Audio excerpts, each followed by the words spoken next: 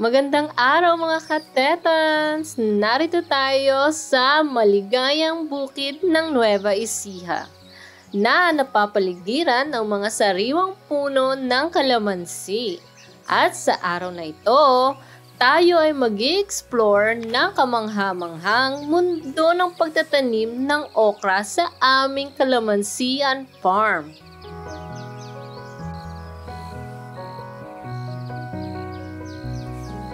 Hello everyone! Welcome back to Tetan's Farm. We find ourselves in the heart of Nueva Ecija, surrounded by the lush greenery of Calamansi Farm. And today we'll be delving into the fascinating world of okra planting in our very own Calamansian Farm.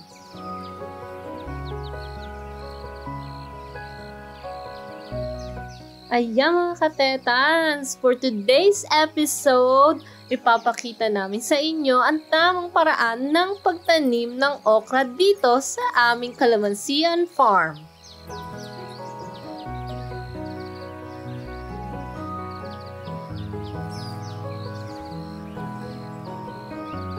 For today's episode mga katetan, sa ating okra planting, gagamit tayo ng hand tractor and I will explain that later kung bakit tayo gagamit ng hand tractor sa ating okra planting for today's episode.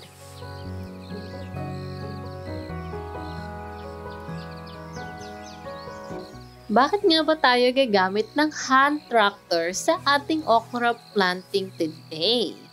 Ang paggamit ng hand tractor upang lumikha ng mga hanay at kolona para sa pagtatanim ng okra ay isang praktikal na paraan.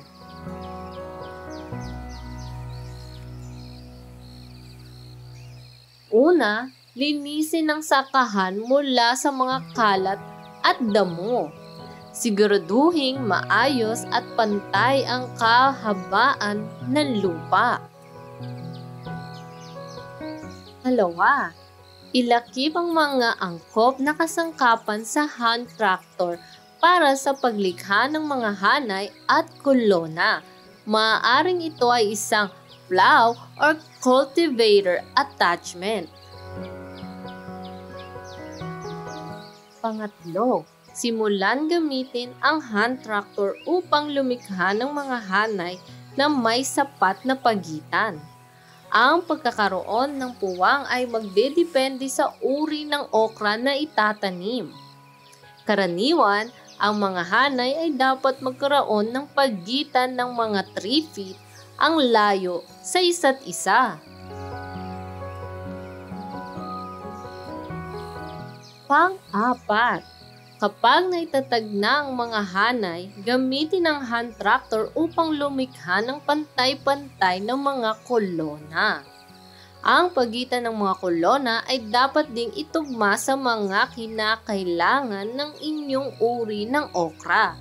Karaniwan, mga 12 hanggang 18 pulgada ang pagitan.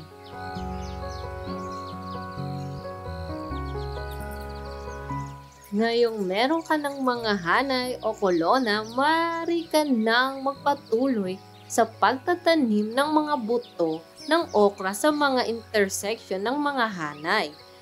Siguraduhin sundan ang nirerekomendang lalim at pagitan para sa mga buto ng okra. At kung ikaw na may mga katanungan ka Tetans, kumuha ka ng eksperto dahil dito sa aming Tetans Farm, expert po ang mga farmers namin sa mga pagtatanim katulad ng okra.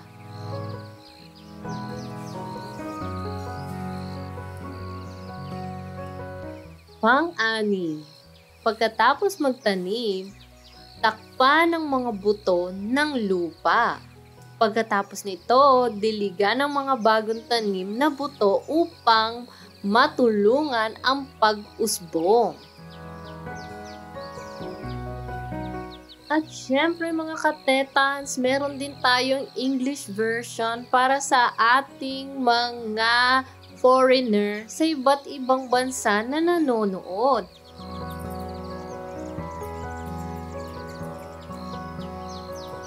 Using hand tractors to create rows and columns for okra planting is a practical approach. First, clear the field of debris and weeds using the hand tractor. Ensure the soil is well prepared and level. Second, attach the appropriate implements to the hand tractor for creating rows and columns. This could include a plow or cultivator attachment. Third, begin by using the hand tractor to create rows with adequate spacing between them. The spacing will depend on the variety of okra you're planting.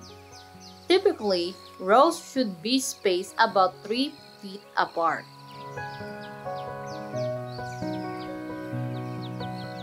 Fourth, once the rows are established, use the hand tractor to create evenly spaced columns within each row. The spacing between these columns should also align with your okra variety's requirements, typically 12 to 18 inches apart.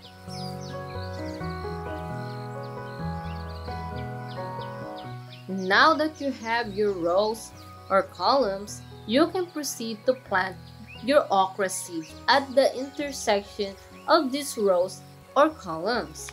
Make sure to follow the recommended planting depth and spacing for okra seeds. 6.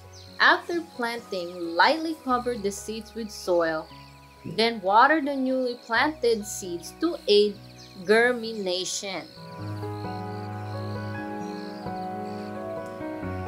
Ayun na nga mga katetas, mukhang napasubo na naman po tayo sa Englishan, pero okay lang yan dahil dito sa Tetans Farm, lahat tayo makakaintindi, lahat tayo matututo. Just a safety reminder mga katetans, kung ika'y gagamit ng hand tractor sa iyong bukid, just be careful using it kasi medyo heavy ang hand tractor mga katetan. So make sure nyo na careful po talaga tayo sa paggamit nito. Ayan mga katetans, of course, puro suggestions lang po namin ito dahil ganito ang ginagawa namin sa aming farm. Pero kung gusto mo naman pa-heart o pa-horizon or pa-star ang gawin mong columns or rows sa iyong bukid, okay lang yan basta magiging masaya ka sa outcome ng iyong farm.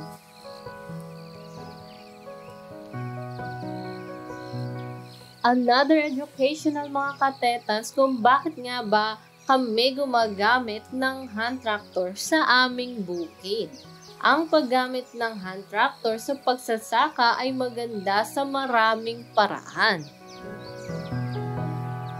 Ang mga hand tractor ay idinisenyo upang maipatupad ang iba't ibang gawain sa pagsasaka ng mas mabilis at mas epektibo. Ito ay nakakatipid ng oras at lakas kumpara sa manual na paggawa. Ang hand tractor ay nakakabawas ng pangangailangan sa manual na paggawa na maaaring mapagod at magastos sa oras. Ito ay maaaring magdulot ng pagtitipid para sa mga magsasaka. Nagbibigay ang hand tractor ng mas tamang at pare-parehong resulta kumpara sa manual na mga paraan. na nakakasiguro ng pare-parehong pagtatanim at pagsasaka. Gamit ang hand tractor, mas maraming lupa ang maaaring mapuntahan ng mas mabilis, na nagdudulot ng pagtaas ng produktibidad sa bukid at posibleng mas mataas na ani. Maaari itong gamitin sa maraming gawain sa pagsasaka, kaya ito ay isa sa mga masinop at cost-effective na kasangkapan. Sa ganitong paraan, ang hand tractor ay isang mahalagang kasangkapan sa modernong pagsasaka na nakakatulong sa mga magsasaka na mapabuti ang kanilang ani at kabuhayan.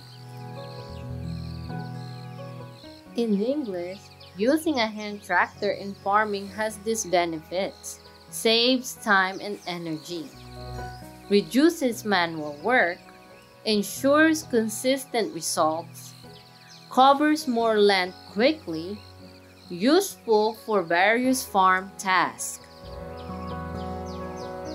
Yan mga katetans, I hope marami kayong natutunan sa ating exciting adventure na naman dito sa Tetans Farm. Dahil po kami, araw-araw kaming natututo dito sa aming farm life. I hope mga katetans, nag-enjoy po kayong lahat sa ating episode. Dito ko na po tatapusin ang ating vlog. Marami pong salamat sa inyong pagsama sa amin. Maraming pong salamat sa laging pagsuporta dito sa Tetans Farm. Huwag niyo pong kalimutang i-like itong video na to. Subscribe to Tetans Farm if you haven't. At i-click mo na rin yung notification bell para lagi kang updated dito sa Tetans Farm. Kung ikaw naman ay may mga katanungan o gustong i-topic sa next episode, just comment down below. At kung gusto mo naman magpa-shoutout, please leave your name or your channel down below as well. Marami pong salamat mga katetan. Sa sunod-sunod po ulit, mag-iingat kayong lahat. Bye!